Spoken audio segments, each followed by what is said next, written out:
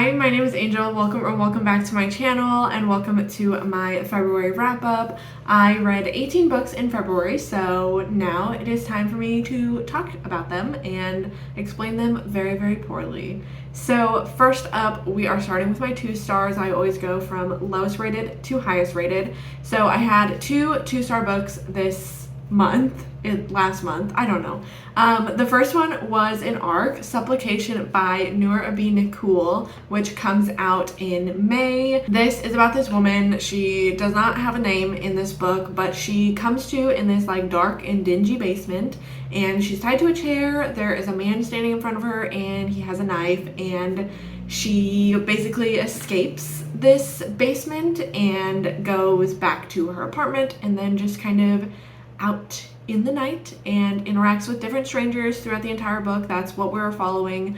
It was weird. It was very, very weird. It is described as a hallucinatory literary horror, and I feel like all of those things are correct. Like, it does feel like a fever dream type of book, like a hallucination, but it also has that literary writing style, and there is definitely horror about it.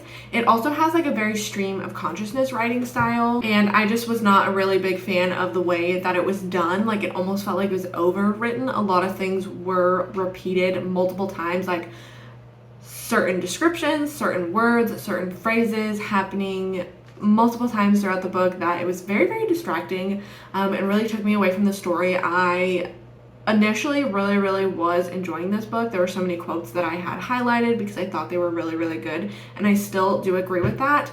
But after the like beginning part, it really just started to go downhill. After about 50% of the way, I was really struggling to get through it. I wanted to finish it because I wanted to know what happened, and I also wanted to be able to give like a good review for the arc. It just really was confusing, like very hard to decipher. I really didn't like the writing style, and then the ending, it was very much like an open ending, and I feel like after slogging through the entire thing, like I was just really upset at that ending. Like, I literally was reading it and read the last line and just like threw my hands up, like, what is this? Like, what was the point? I don't know.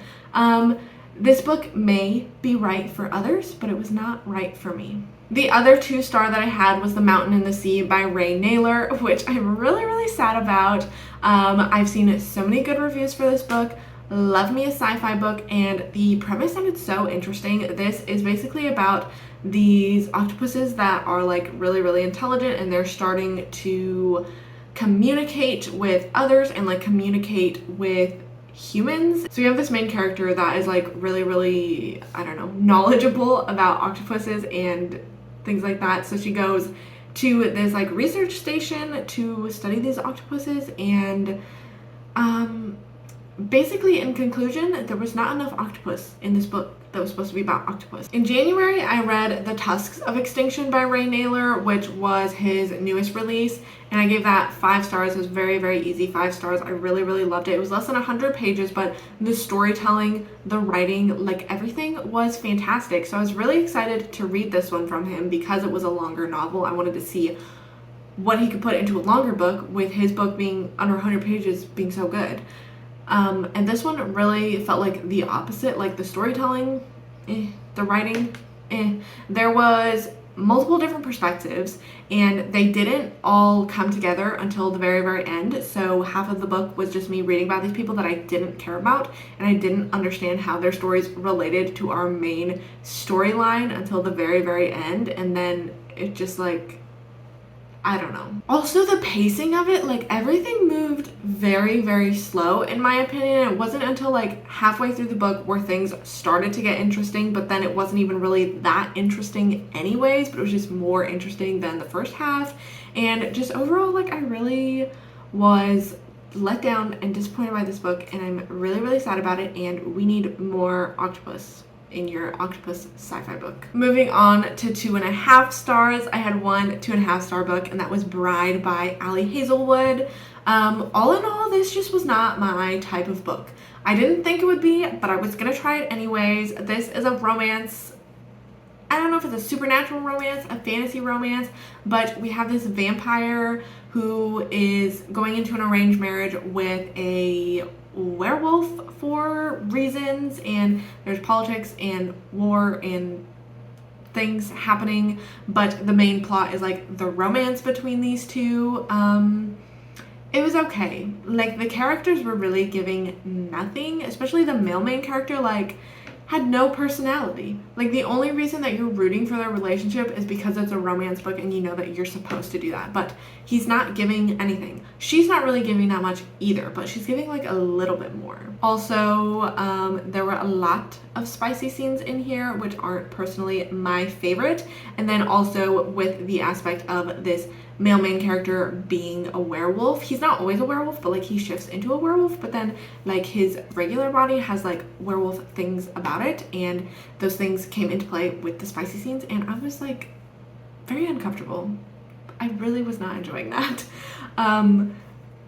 So that is that. Other people I'm sure could really love this book. It's not my type of romance at all. Moving on to my 3 stars now. The first one is Camp Damascus by Chuck Tingle. This is a pretty solid horror book. This book I feel like gets misrepresented a lot because myself and a lot of other reviewers, like, going into it, you know that it's a horror story about a conversion camp, so I just assumed that we were going to be introduced to this character who is gay, and then they get sent to this conversion camp, and then that is where the horrors would take place, and we would be more in this camp setting. But that's not what happened. We start the book with our main character having already gone to conversion camp, and now things are like weird in her life. And I'm not really gonna say more than that. There's definitely a lot of like good body horror in here, like a lot of good horror elements. One thing I will say is that the characters in here felt really young. Like, it felt like a YA book, but it's not a YA book. But I also feel like it makes sense because the main character, I think, is like 20 years old, but she still lives with her parents, and her parents very much like are still, I don't know if disciplining's her the right word, but like making rules for her and like telling her what she can and can't do and that type of thing. So I feel like that's why it feels YA, because the main character feels like a teenager even though she's not. Overall, I thought it was just okay. Like, it was good. I would read, because I know Chuck Tingle has another horror book coming out, I think this year, and I would be interested in picking that up, but I think I'm gonna hold off and see some of the early reviews first and then decide if I want to read that one or not. Then my next 3-star was Out There Screaming, which is an anthology of horror by Black authors. This is edited by Jordan Peele, and I was really excited because there were some authors in here that I have loved before. I really like Jordan Peele, so I was really excited going into this one, but most of the stories I really did not enjoy. Every time I read an anthology, I give each story an individual rating, and then at the end I will calculate like what the actual average is for that book to come up with my rating. So this one, my average was 2.8, and that's not including one of the stories that I actually DNF'd, so I don't know if it would be lower if I counted that one, but 2.8. Overall, no story in this got a 5-star from me. There were a few that I liked. So my top 3 in this collection were Dark Home by Nnedi Okorafor, which was, I think, my top story. Your Happy Place by Terrence Taylor, and then The Most Strongest Obeah Woman of the World by Nalo Hopkinson. Overall, there were some good ones, but most of them I really didn't like. I was giving a lot between a 2 and like a 3-star rating. I don't know. I didn't really enjoy this collection, and I'm really sad about it. But overall, the goal of an anthology is to introduce you to new authors. It definitely did that. I would definitely recommend this. Like, definitely pick it up and try it out for yourself, because everybody's got a different reading taste. Anthologies, like, there are always going to be some wins and some losses, and it's not always going to be all perfect or all horrible. I just wish this one generally was a little bit better. And my next 3-star, or at least predicted 3-star, because I'm actually not done with it yet, but I think I'm going to be able to finish it before the month is over. That is A Court of Wings and Ruin, which is the 3rd book in the ACOTAR series. The first one I gave 4 stars, I think. I really enjoyed it. It was a nice setup to the world, and I really was just enjoying like all the descriptions and the writing and things like that. The second book is my favorite by far, that really focuses on the romance. And now in the 3rd book, like, I just feel like it's longer than it needs to be.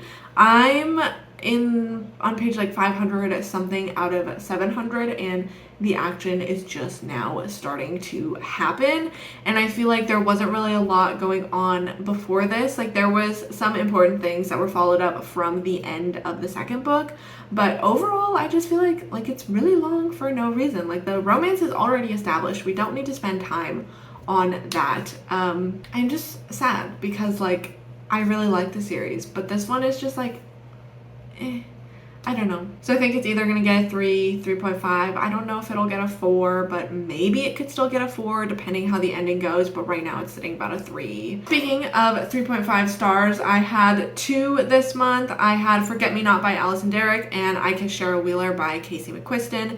These are both YA and LGBT like romance books.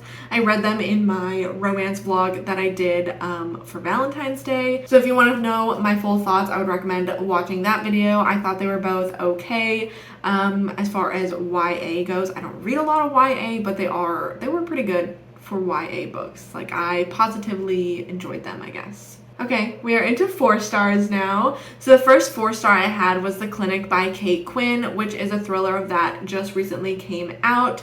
This is about this woman whose sister is like this celebrity, and she finds out on the news that her sister died in rehab, and the rehab is like being really shady about it. So she comes up with this plan to get herself admitted to the rehab and try to dig up some secrets and figure out what happened to her sister. And first of all, the setting is like absolutely perfect. This takes place in the Pacific Northwest, I believe, and this rehab is like this old beautiful building on like a cliffside, like up this windy road in a mountain, and I think the setting was absolutely perfect.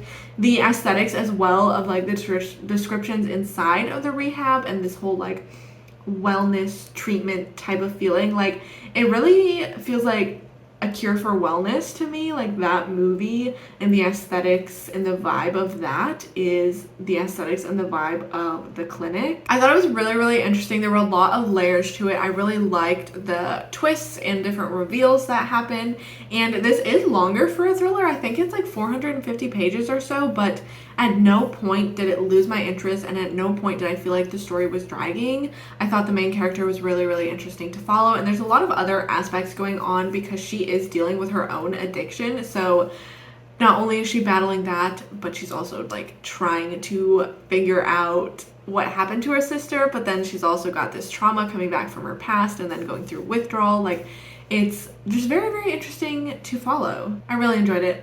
Definitely would recommend if you're looking for a good, solid thriller. Then my next 4 star was Love on the Brain by Ali Hazelwood, which I also read in that romance vlog. I don't really have a lot to say about it, except that I really enjoyed it. I like Ali Hazelwood's writing, and these types of romances, as we can tell, I'm not a big fan of her if she goes in like her supernatural fantasy direction. Not really vibing with that, but these romances between humans, I like. Also in that video, I read A Quantum Love Story by Mike Chen, which also got 5 stars from me. This is like a time loop romance. It plays with time travel. It's really, really interesting. I thought the relationship between the characters was just so sweet and wholesome. Like, it's not overly romance and it's not overly sci-fi, but if you like to dabble in both of those genres, I would definitely recommend this book. I thought the writing was really, really good, and overall, yeah, like, their relationship was just so cute, and I liked the sci-fi elements of it as well. Like, it was really interesting to follow them in this time loop and follow them trying to break out of the time loop. Then I did my cosmic horror reading vlog. I read The Backbone of the World by Stephen Graham Jones, which is a short story in like an Amazon Originals collection, so I can't say too much about it, being like 50 pages. I don't know what else I would say about it, but we have this woman who is living on this property that is kind of getting overrun by prairie dogs. They keep digging these prairie dog holes that are injuring like her animals, so she is trying to find a way to get rid of the prairie dogs. Also, at the same time, she has this trailer on her property that she is looking to rent, and she finds a woman that is willing to rent it, and then, yeah, the story goes on from there and it gets really, really weird, and I really liked it. This is definitely a short story that I could see myself reading if it ever got fleshed out into a full-length novel, and that's always a good sign when I read a short story. So overall, it got 4 stars from me. Also, for that reading vlog, I read The Forgotten Island by David Sodergren. You guys already know by now that I love David Sodergren. This book was very, like, had that classic feel of his where there is gore and ridiculous things happening.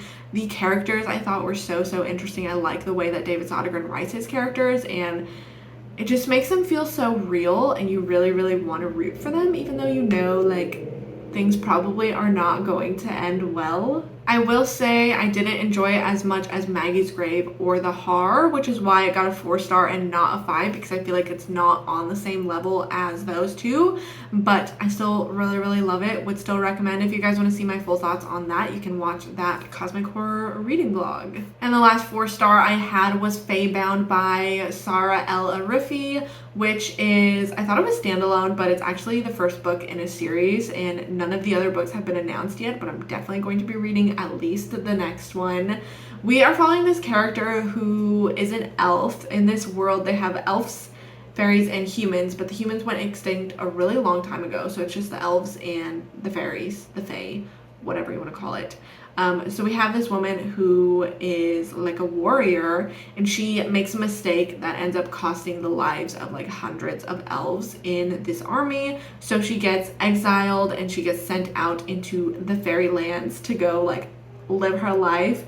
And her sister and one of her friends, one of her soldiers from the army, ends up following her out there, so the 3 of them are just like kind of existing in the fairy realms. I feel like as far as fantasy goes, this one was set up very well. Like, it's very easy to get into and understand what's happening. None of it is really difficult at all, and that makes it into a really quick read for fantasy. There is some really interesting magic in here as well. They have magic with drums, but then they also have magic that is tied to these beasts that live like in the forest, and I think those are so cool as well. And it's funny because the map at the beginning, there's a little like illustration of one of these little things, and I didn't see it before going into the book, but I remember reading it and then I finished it and I looked at the map again and I was like, oh, that's that thing. And it was really interesting because it was like the illustration was exactly how I pictured it in my head. So I feel like that tells you that the writing is good because the descriptions are good, and I was able to picture exactly what the author was trying to get across. I really am interested in those beasts. I think they were one of my favorite elements of this book. This focuses a lot on politics, war, royalty, history, prophecies. There's a little bit of a side romance going on as well.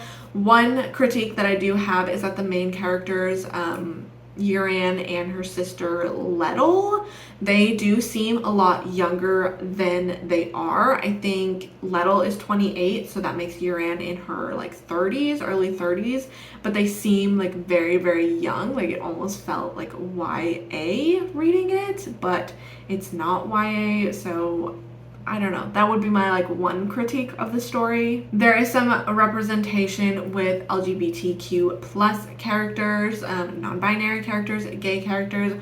We also have some disability representation, and then obviously characters of color. Author of color makes sense. But overall, I really enjoyed it, and I'll definitely be reading the sequel whenever that comes out. I'll have to keep my eyes open because it's probably going to be a while. And 5 stars, I had 2 5 stars, and they both feel like they could be all-time favorites to me, which I feel like is a really good sign because I want to be more aware of my ratings and want to sit with my ratings more. And if I'm giving a book 5 stars, I want it to actually be a 5 star. So to still feel this way about these 2 books is really a good sign that I'm doing things well when it comes to rating things. The first one, I did read it in that romance reading vlog, The 7-Year Slip by Ashley Poston. She has another book coming out this year I'm very excited for. This is a romance where this woman is living in this magical apartment, and sometimes the apartment just like slips in time and goes like 7 years into the past. So she has this man that is living in the same apartment, but he is living there 7 years in the past and she's living there in the present, and they kind of develop a romance, and it's very fascinating and very sweet, and I'm never gonna be over this book. Like, I'm still thinking about it all the time because I loved it so much. The writing was beautiful, the concept and the whole like time aspect of it was so fascinating, and then the romance was just like so sweet and so cute, and I loved it so much. And like, I will never think of lemons the same after this book. If you want to see my full thoughts while I was reading it, obviously go and watch that vlog.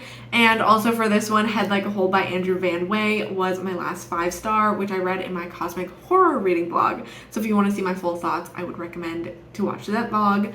But this is about this woman who it's a dual timeline, and we have her story in the 90s with her group of friends and something crazy happens to them, and then we have the present day. This podcaster shows up to her house and is trying to interview her about one of her friends in the past that went missing, and he's like doing this true crime thing. So we have her like telling the story to this guy, and then we also flip back to the 90s and we're like following the story. And I think the dual timelines were interwoven really well. I think the writing was great. This was a very fast-paced book, and it just made you want to keep reading. Like, you don't want to put this book down while you're reading it. There are a lot of really good like horror descriptions and gore descriptions in here that made me want to actually gag while I was reading them. Overall, I just feel like the concept behind this book was so interesting. The setting was so interesting. Like, the author really pulled off that 90s feel that he is trying to go for, and I am absolutely obsessed with the ending. Like, I will never get over the ending of this book because it was so good. And last but not least, I read 2 H.P. Lovecraft books in my cosmic horror vlog, The Call of Cthulhu and At the Mountains of Madness. Neither of those I gave a rating to, and neither of them I will give a formal review for, because I feel like there were a lot of things that went over my head. Like, I understand the general concept of the stories, and I can point out the beginning and the middle and the end of the stories, but like I said, a lot of it I feel like went over my head. I wasn't really a big fan of H.P. Lovecraft's writing style, I have learned, and we're just gonna leave it at that. If you want to see the process of me reading those, you can watch that reading vlog. But yeah, I think that's everything. 18 books that I read in February. I feel like I went through them very quickly this time, which is weird because normally these wrap-ups take me forever to film. But with all of that being said, thank you guys so much for watching, and hopefully I will see you next time.